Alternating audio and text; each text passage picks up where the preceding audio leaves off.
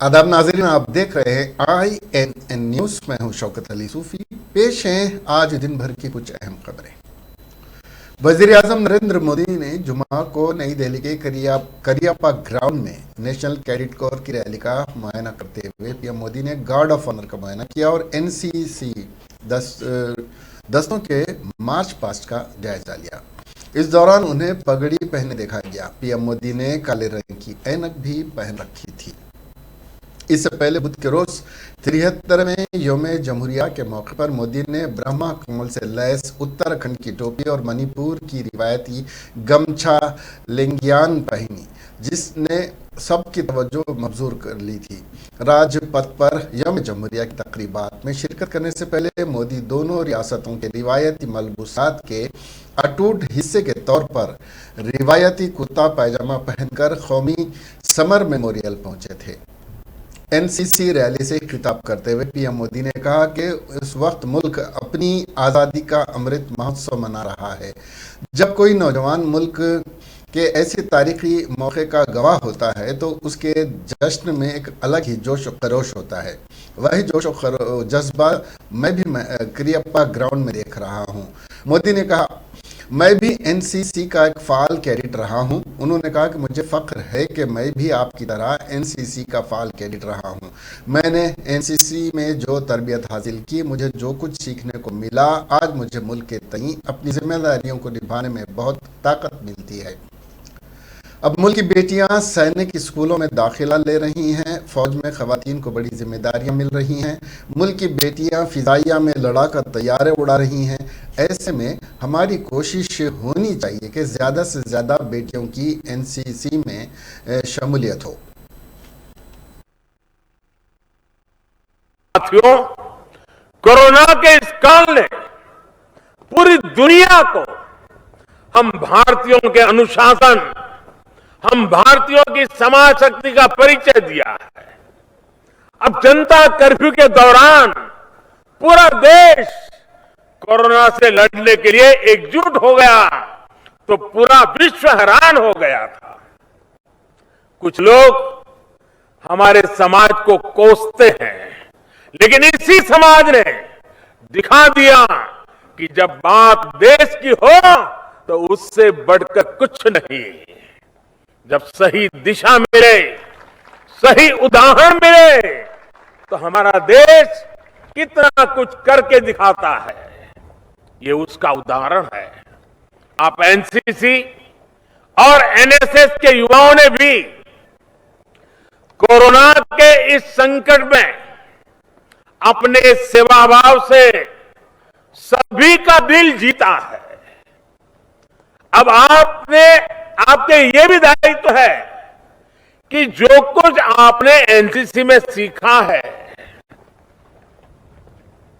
वो सिर्फ जब यूनिफॉर्म पहना हो तभी काम में आया, ऐसा नहीं होता है। वो आपके पूरे जीवन में इसी तरह कैसे बना रहे, समय समय पर कैसे प्रकट होता रहे। आपको ये भी सोचना चाहिए कि एक कैडेट के तौर पर जो सीखा है उसका समाज को कैसे लाभ होगा। जैसे आप अगर किसी गांव में रहते हैं तो आप पता कर सकते हैं कि कहीं उस गांव में कोई विद्यार्थी स्कूल छोड़ करके ड्रॉप आउट तो नहीं है। आप उससे मिलेंगे, उसकी दिक्कतें समझेंगे, उसकी पढ़ाई फिर से शुरू हो इसके लिए प्रयास करेंगे, तो NCC की भावना को आप आगे बढ़ाएंगे। अब स्वच्छता का अभियान को बढ़ावा देने के लिए भी अपने गांव, मोहल्ले, अपने शहर, कस्बे में अलग अलग टीमें बना सकते हैं, क्योंकि आपने यहां पर लीडरशिप के गुण सीखे हैं। अब उसको अप्लाई करना। कनाडा से गैर कानूनी तौर पर अमेरिका में दाखिल होने की कोशिश में हिंदुस्तानी खानदान सर्दी और बर्फबारी को बर्दाश्त न करते हुए हलाक हो गया है। हलाक होने वालों में 3 साल लड़का भी शामिल है। ये अफसोसनाक वाकया जो 19 जनवरी को कनाडा अमेरिकी सरहद के करीब मैनीटोबा में पेश आया। हाल ही में मंजर आम पर आया है। मरने वालों की शनाख्त गुजरात के जगदीश बलदेव भाई 39 साला और वैशाली बैन 37 साला, वाहंगी 11 साला और धार्मिक 3 साला के तौर पर की गई है, जो शौहर, बीवी और बच्चे बताए गए हैं। कनाडा में भारतीय हाई कमीशन के हुकाम के मुताबिक ये चारों 19 जनवरी को गैर कानूनी तौर पर अमेरिका में दाखिल होने की कोशिश में हलाक हो गए, क्योंकि ये लोग सरहद पर जारी बर्फबारी और शदीद सर्दी को बर्दाश्त नहीं कर सके। हुकाम को उनकी नाशें सरहद से 40 फीट दूर मिली हैं। इन सब के बारे में यह भी कहा गया कि वो शदीद बर्फानी तूफान में फंस जाने के नतीजे में हलाक हुए हैं। कनाडा से सैकड़ों लोग गैर कानूनी तौर पर सरहद पार करते हुए अमेरिका मुंतकिल होते हैं। तेलंगाना हाई कोर्ट ने जुमा को रियासत में स्कूल खोलने पर हुकूमत से सवाल किया। अदालत ने पूछा कि क्या हुकूमत 31 जनवरी से स्कूल खोल रही है। अदालत को जवाब देते हुए एडवोकेट जनरल ने कहा कि रियासत में स्कूलों को दोबारा खोलने के बारे में हुकूमत की जानिब से कोई फैसला नहीं किया गया है।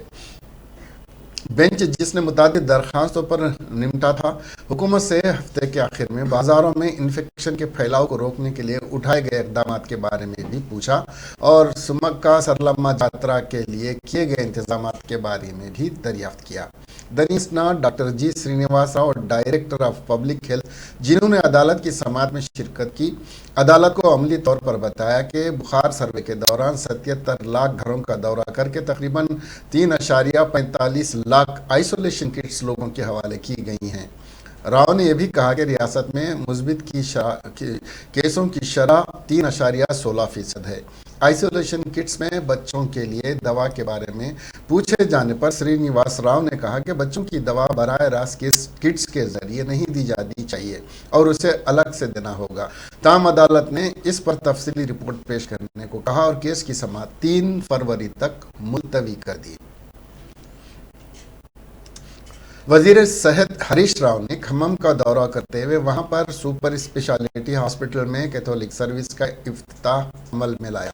इस मौके पर वजीर ट्रांसपोर्ट अजय कुमार, रुकन पार्लियामेंट नागेश्वर राव, रुकन असम्बली रविंद्र रेड्डी, कानून साज काउंसिल के मधु, डिस्ट्रिक्ट कलेक्टर और दीगर आला ओहदेदार मौजूद थे। हरीश राव ने मीडिया से बात करते हुए बताया कि बहुत जल्द कार्डियोलॉजिस्ट डॉक्टर्स का तकर्रुर अमल में लाया जाएगा और सत्तुपल्ली में 100 बेड वाला दवाखाना कायम करने के अलावा खम्मा में नीलोफर हॉस्पिटल के मिल्क बैंक की तर्ज पर मिल्क बैंक कायम किया जाएगा। उन्होंने बताया कि कोरोना वैक्सीन लेने में तेलंगाना में जहां करीमनगर सरे फहरिस्त है तो दूसरे नंबर पर खम्मम है। उन्होंने 15 साल से 18 साल की उम्र वाले बच्चों से अपील की कि वो फौरी तौर पर वैक्सीन ले लें। वैक्सीन लेने से किसी किस्म का नुकसान नहीं है, हरीश राव ने कहा।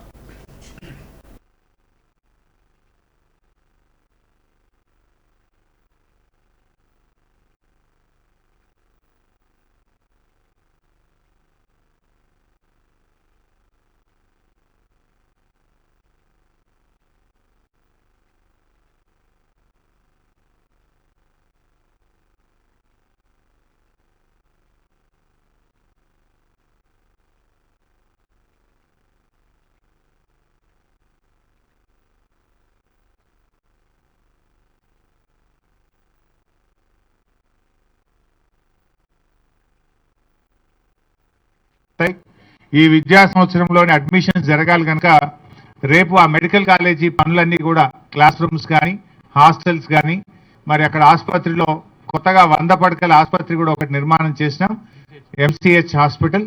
దాన్ని ప్రారంభోత్సవం చేసుకొని మెడికల్ కాలేజీ రివ్యూ గౌరవ ఎంపీ గారు మేమందరం కూడా రేపు అక్కడ చేసుకోవడం జరుగుతుంది.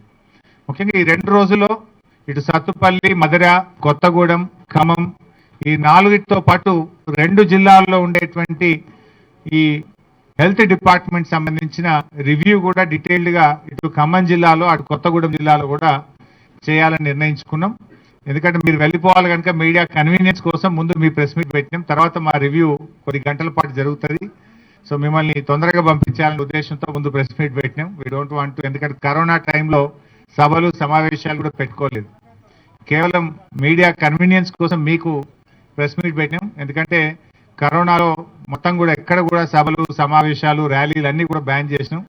ముఖ్యంగా హెల్త్ డిపార్ట్మెంట్ ఈ సేవలు అందుబాటులోకి వస్తే ఈ కరోనా లాంటి క్లిష్ట సమయంలో కూడా ప్రజలకు ఈ అత్యవసర సేవలు అందుబాటులో రావాలి, ఈ ట్రామా కేర్ సెంటర్ కానీ మనం క్యాత్ ల్యాబ్ కానీ అనే ఉద్దేశంతోనే మనం ఈ కార్యక్రమం ఏర్పాటు చేసుకోవడం జరిగింది. ముఖ్యంగా గౌరవ ఎమ్మెల్యే గారు మరొక 3 విషయాలు మా దృష్టికి తీసుకొచ్చారు. మా ఖమ్మం హైదరాబాద్కు దూరంగా ఉంది కనుక ఇక్కడ కీమోథెరపీ, రేడియోథెరపీ సేవలు కూడా ప్రజలకు అందుబాటులోకి తేవాలని చెప్పి గౌరవ మంత్రి గారు కోరడం జరిగింది. మనం ఇప్పుడు ఎంఎన్జే క్యాన్సర్ హాస్పిటల్ కానీ హైదరాబాద్లో బసవతారకం క్యాన్సర్ హాస్పిటల్ మన వాళ్ళందరూ వెళ్ళి ఆరోగ్యశ్రీలో సేవలు పొందుతా ఉన్నారు. నార్మల్గా ఫస్ట్ కీమోథెరపీ సెకండ్ వరకు అక్కడ వాళ్ళు నిర్వహిస్తారు. జనరల్గా కొంతమందికి 15-20 కీమోథెరపీలు అవసరం ఉంటాయి.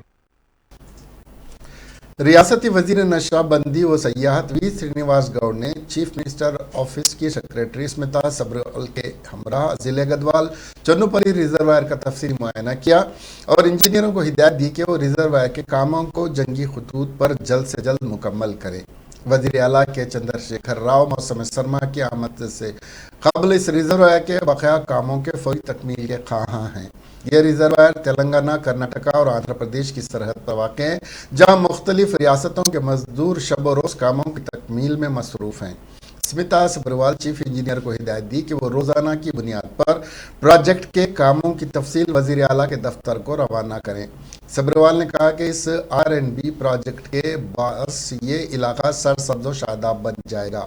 सेक्रेटरी CMO ने वजीर श्रीनिवास गौड़ और गढ़वाल रुकन असेंबली कृष्णा मोहन रेड्डी से ख्वाहिश की कि वह हर हफ्ते प्रोजेक्ट के कामों का जायजा लें और रिपोर्ट भेजें. वजीर आला की ख्वाहिश है कि इस प्रोजेक्ट को अंदरून 2 माह में मुकम्मल करें. सदर तेलंगाना प्रदेश कांग्रेस कमेटी व रुकन पार्लियामेंट रेवंत रेड्डी ने पार्टी सुदूर और कायदीन और कारकुनों से अपील की कि वो कल यानी 29 जनवरी बरोज़ हफ्ता असातिज़ा की जानिब से किए जाने वाले धरने की मुकम्मल तायद करें और डिस्ट्रिक्ट कलेक्टर्स ऑफिस के पास दिए जाने वाले धरने में शिरकत करें, क्योंकि कांग्रेस असातिज़ा के इस धरने की मुकम्मल तायद करती है और पार्टी कायदीन और कारकुनों को भी चाहिए कि वो असातिज़ा की तायद में खड़े रहें. रेवंत रेड्डी ने वाज़ेह किया कि कांग्रेस जियो 317 से दस्तबरदारी तक जद्दोजहद करेगी और सरकारी मुलाजिमीन असातिज़ा के साथ तरक्की और तबादले के नाम पर जो नाइंसाफ़ी की जा रही है उसे दूर करने तक एहतजाज करेगी, क्योंकि कांग्रेस की ये तारीख रही है कि किसी के भी साथ होने वाली नाइंसाफ़ी के खिलाफ आवाज़ उठाती है. कुल हिंद मजलिस इत्तेहादुल मुस्लिमीन ने उत्तर प्रदेश के असेंबली इंतखाबात के लिए अपने 12 उम्मीदवारों पर मुश्तमिल 7वीं फहरिस्त आज जारी कर दी. मजलिस इत्तेहादुल मुस्लिमीन उत्तर प्रदेश में 100 नशिस्तों पर मुकाबला कर रही है. अब तक जुमला 53 उम्मीदवारों के नामों का ऐलान किया जा चुका है. सदर मजलिस उत्तर प्रदेश शौकत अली ने अपने एक प्रेस रिलीज में बताया कि मजीद नामों पर मुश्तमिल और 3 तक 4 फहरिस्तें अनकरीब जारी करेगी. उत्तर प्रदेश में इंतखाबात 7 मरहलों पर मुश्तमिल हैं और सदर मजलिस बैरिस्टर असदुद्दीन अवैसी मुसलसिल उत्तर प्रदेश इंतखाबी मुहिम में हिस्सा लेते हुए अपने उम्मीदवारों की कामयाबी को यकीनी बनाने की कोशिश हैं. आज हम देखते हैं कि बीजेपी के लोग कहते हैं कि नून रोटी नहीं खाएंगे, अपनी पार्टी को जिताएंगे.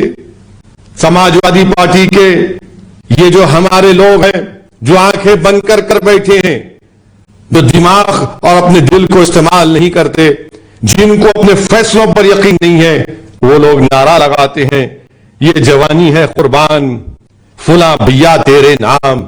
अरे ये कब तक नारे लगाओगे? ये जवानी है कुर्बान, फुला भैया तेरे नाम. और बीजेपी के भाजपा के लोग बोलते हैं अब नून नहीं खाएंगे. मैं आपसे कह रहा हूं मजलिस का नारा ये है, मेरे साथ नारा लगाइए कि अब नून रोटी नहीं खाएंगे, अब नून रोटी नहीं खाएंगे, दरी नहीं बिछाएंगे और पतंग को जिताएंगे. मेरे अजीज दोस्तों और बुजुर्गों, ये नारा मजलिस का है कि अब नून रोटी नहीं खाएंगे, दरी नहीं बिछाएंगे, पतंग को जिताएंगे. और याद रखो, आप अपने वोट से आप अपनी पार्टी को कामयाब और कामरान करिए. मैं अपने गयूर नौजवानों से अपील करना चाहता हूं, जो कौम अपना हक लेना नहीं जानती, उस कौम को हक तो दूर की बात भीख भी नहीं दिया जाता। उठो और अपने हक को छीनो। जमहूरियत आपको इस बात की इजाजत देती है, भारत का अम्बेडकर का बनाया हुआ संविधान आपको इस बात की इजाजत देता है कि आप अपने वोट के जरिए अपने हुकूक को मनाइए। और जो लोग नायब सदर नशीन Telangana state planning board B Vinod Kumar ने मरकजी हुकूमत पर इल्ज़ाम आयद किया कि वो रियासत तेलंगाना को तालीमी इदारों की फराहमी में दानिस्ता तौर पर सर्द मोहरी अख्तियार करते हुए तेलंगाना को नुकसान पहुंचाने की साजिश कर रही है। विनोद कुमार ने मरकजी वजीर सयाहत जी किशन रेड्डी, सदर बीजेपी बंडी संजय और दीगर बीजेपी अरकान ने पार्लियामेंट से सवाल किया कि वो तेलंगाना का हक हासिल करने के लिए खामोश क्यों हैं, जबकि मरकज़ के रहनुमायाना उसूलों के मुताबिक हर ज़िले में नवोदया स्कूल होना ज़रूरी है, मगर तेलंगाना के 33 अजला में सिर्फ 9 स्कूल हैं। इसके अलावा करीमनगर में IIT, हैदराबाद में Indian institute of science education and research और IIM के क़याम के लिए मरकज़ ने हुसूली तौर पर इत्तेफाक कर लिया था, मगर इस सिलसिले में किसी किस्म की पहल नहीं की गई और रियासत आंध्र प्रदेश तकसीम एक्ट के तहत तेलंगाना में कौमी ट्राइबल यूनिवर्सिटी का क़याम ज़रूरी था। रियासती हुकूमत ने ट्राइबल यूनिवर्सिटी के लिए ज़मीन की निशानदेही भी कर दी है, मगर मरकज दानिस्ता तौर पर ट्राइबल यूनिवर्सिटी के प्राधिकारियों पर पुष्ट डालते हुए हुकूमत तेलंगाना पर इल्ज़ाम आयद कर रहा है। क़ायद मजलिस मुक़न्नना पार्टी अकबरुद्दीन अवैसी ने कहा कि मजलिस रियासत की तरक्की के लिए हुकूमतों पर हर वक्त दबाव बनाती है। मजलिस पिछड़े हुए तबक़ात की फलाह व बहबूद को मुसलमानों की तरफ तरक्की देने की पाबंद है। मजलिस ने अपने सियासी ज़िंदगी में कई हरीजनों को शहर के मेयर जैसे ओहदों पर फायज करते हुए यह साबित कर दिया कि मजलिस सिर्फ ज़बानी जमा खर्च पर यकीन नहीं रखती, बल्कि अमली इक़दामात मजलिस का नसबुल आइन है। अकबरुद्दीन अवैसी आज अपने हल्का असम्बली चंद्रायन गुट्टा में 545 शादी मुबारक और कल्याणा लक्ष्मी के 5 करोड़ 39 लाख चेक्स की मुस्तहक़ीन में तकसीम के बाद तकरीब से खिताब करते हुए कहा कि मजलिस की ताकतवर क़ियादत का असर है कि हुकूमतें आज मुसलमानों और पिछड़े हुए तबक़ात की फलाह और बहबूद पर हुकूमतें अपनी तवज्जो मबजूल करी हुई हैं। अकबरुद्दीन अवैसी चंद्रायन गुट्टा असम्बली हल्के के तरक्याती कामों का जिक्र करते हुए कहा कि हमने सिर्फ हुकूमत पर इन्हिसार के बजाय सालार मिलत एजुकेशन ट्रस्ट के जरिए तालीमी इदारों का जाल बिछा दिया है। तहसीलदार बंडलागुड़ा मंडल श्रीमती फरहीन शेख ने अपने खैर मकदमी कलमात में बंडलागुड़ा में अवामी फलाह और बहबूद के इक़दाम का जिक्र किया, जबकि मजलिस बल्दी पार्टी क़ायद मुस्तफ़ा अली बेग ने खैर मकदम किया।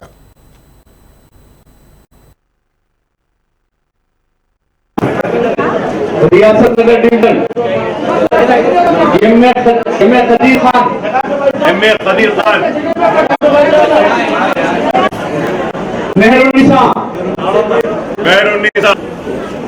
जो जाए वहां खड़े रह जाएंगे। मोहम्मद अब्दुल खदीर। आप तमाम लोग जानते हैं कि जुमला 545 चेक्स आज तकसीम किए जाएंगे, जिसमें 51,000 के 2 चेक्स हैं, 75,000 के 7 चेक्स हैं और 1,116 रुपये के 533 चेक्स हैं। और मैं कहूंगा कि मुसलसल मजलिस इत्तेहादुल मुस्लिमीन की नुमाइंदगी पर 100 नहीं बल्कि हजारों लोगों का फायदा हो रहा है। मजलिस इत्तेहादुल मुस्लिमीन हर वक्त अपने काम के जरिए आवाम के दरमियान में रहती है, उनके दुख में, उनके दर्द में, उनके मुसीबत में जो भी मुमकिन मदद वो ताउन हो सकता है हम करते हैं, और अगर कुछ नहीं करते। कारगुजार सदर तेलंगाना प्रदेश कांग्रेस कमेटी और रुकन असम्बली टी जग्गा रेड्डी ने आज कंदी मंडल में फूड प्रोसेसिंग इंडस्ट्री का इफ्तिताह करते हुए रियासत के तालीम याफ्ता बेरोजगार नौजवानों को मशवरा दिया कि वो सरकारी मुलाजिमतों पर इन्हिसार के बजाय तिजारत और छोटे खुद रोजगार यूनिट कायम करें, ताकि न सिर्फ वो माशी तौर पर खुद मुक्तफी हों बल्कि दूसरों को रोजगार फराहम करने के अहल हो सके। जग्गा रेड्डी ने ममता फूड के क़याम पर खुशी का इजहार करते हुए सिर्फ एक ही यूनिट में 25 नौजवानों को रोजगार फराहम हो रहा है। जग्गा रेड्डी संगारेड्डी जिले के नौजवानों को तय खुद दिया कि अगर वो खुद रोजगार स्कीमात के प्रोजेक्ट के साथ आगे आते हैं तो वो बैंकों और हुकूमत के जरिए उन्हें हर तरह की सहूलत फराहम करते हुए बेरोजगारी के खात्मे के लिए अपने फरीदे को पूरा करेंगे।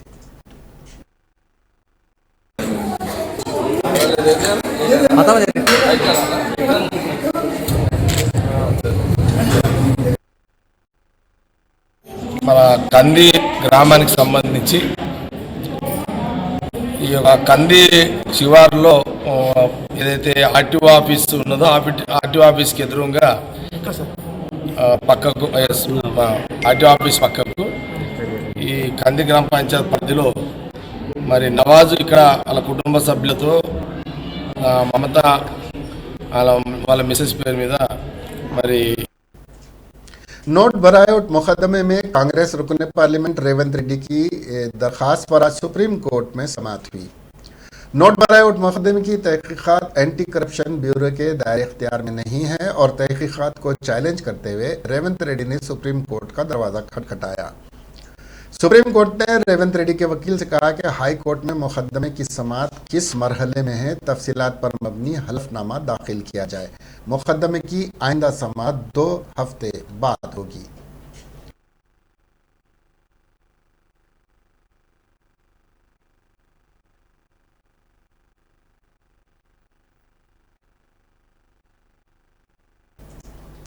आंध्र प्रदेश की हुकूमत बैनुल अक़वामी शहरत याफ्ता अमूल तंजीम के जरिए रियासत के आंगनवाड़ी मराकिज़ में एपी में बनाए गए दूध और बालामृतम को तकसीम करने की तैयारी कर रही है। इसके एक हिस्से के तौर पर रियासती हुकूमत ने आज जुमा को chief minister YS Jaganmohan Reddy की मौजूदगी में अमूल के साथ प्रोजेक्ट के लिए एक अहम माहदे पर दस्तखत किए।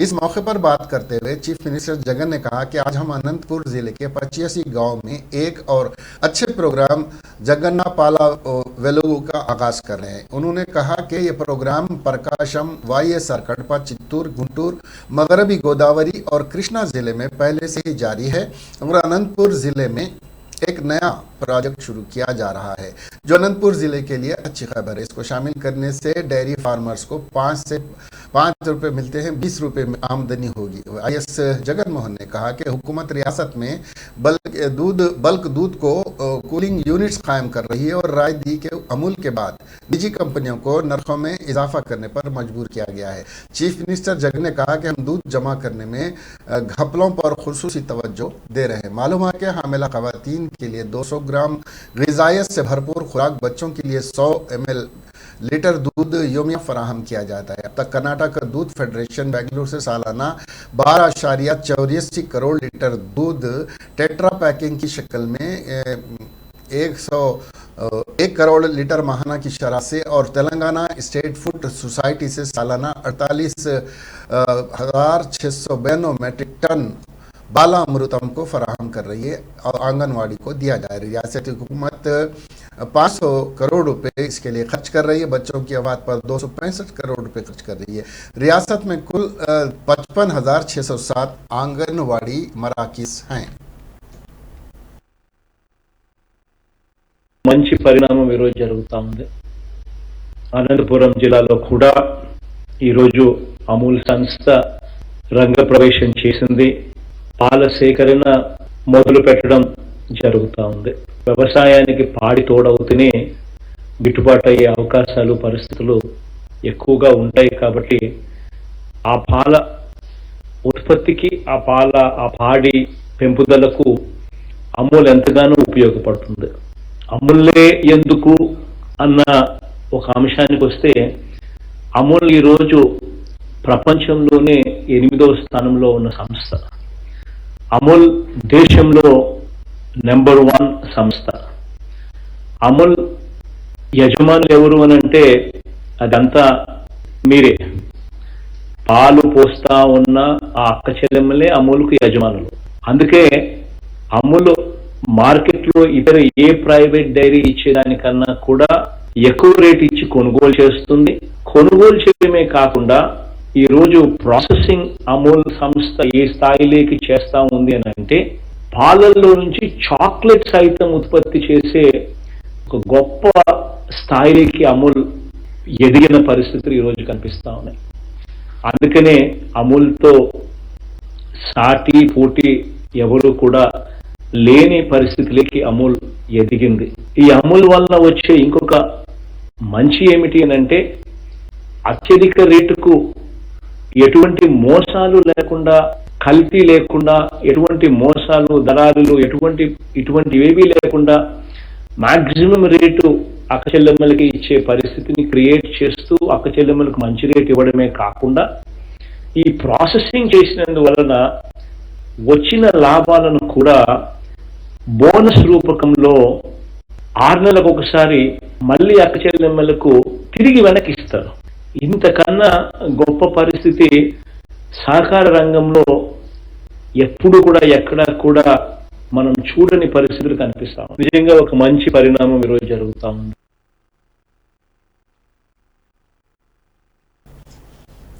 कर्नाटक के साबिक वजीर आला और बीजेपी के सीनियर लीडर BS येडियुरप्पा की पोत्री सौंदर्या की लाश बेंगलुरु के एक अपार्टमेंट में फांसी के फंदे से लटकती हुई बरामद हुई है। 30 साला सौंदर्या ने खुदकुशी की है या फिर वो किसी साजिश का निशाना बनी है, इस सिलसिले में फिलहाल कुछ भी मालूम नहीं हो सका है।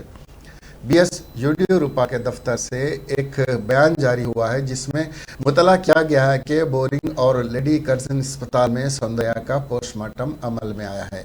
मीडिया रिपोर्ट्स के मुताबिक जब सौंदर्या को फांसी के फंदे से झूलते देखा गया तो उन्हें फौरी फंदे से निकालकर अस्पताल ले जाया गया। अस्पताल पहुंचने पर डॉक्टरों ने उन्हें मुर्दा करार दे दिया। वाज़ेह है कि सौंदर्या पेशे से डॉक्टर थी और सेंट्रल बेंगलुरु वाक़ अपने फ्लैट में रहती थी। सौंदर्या का एक 4 साल का बच्चा भी है। बहरहाल पुलिस ने भी इस वाक़े की तस्दीक की है और इस ताल्लुक से जांच शुरू कर दी है।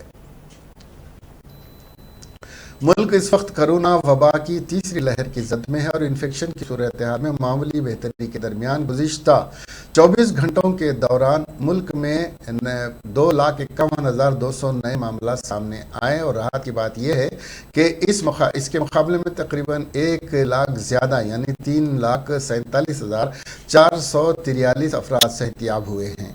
मुल्क में 24 घंटों में 57,35,692 कोविड के टीके लगाए गए हैं। इसके साथ ही जुमा की सुबह 7 बजे तक 1,64,44,73,616 कोविड वैक्सीन लगाई गई हैं। मरकजी वजारत सेहत और ख़ानदानी बहबूद की तरफ से जुमा को जारी करदा आदाद-ओ-शुमार के मुताबिक इस वक्त मुल्क में कोरोना के 5,21,000 फ़ाल केसेस की तादाद 21,05,611 हो गई है। ये मुतासरा केसेस का 5.18% है।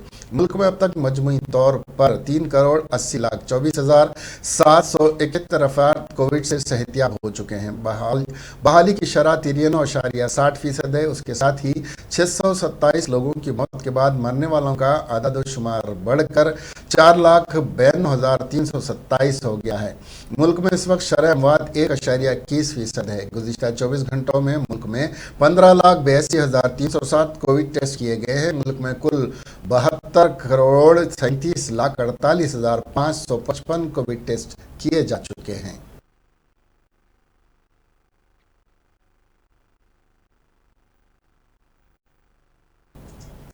Director international photography festival Aquin Mathews ने कहा कि IPF इस मरतबे हैदराबाद की हमा जहती व अख्तराई तरक्की के पेश नज़र इस मरतबे हैदराबाद फोटोग्राफी फेस्टिवल का हैदराबाद में इक़ाद का फैसला किया है।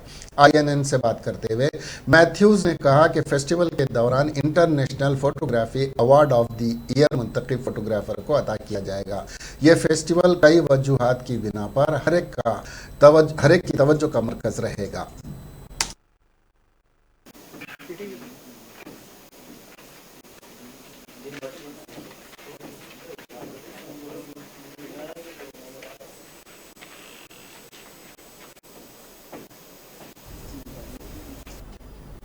इसके साथ ही ये खबरें यहीं ख़त्म हुई। अब हमें दीजिए इजाज़त और देखते रहिए INN चैनल। खुदा हाफिज़।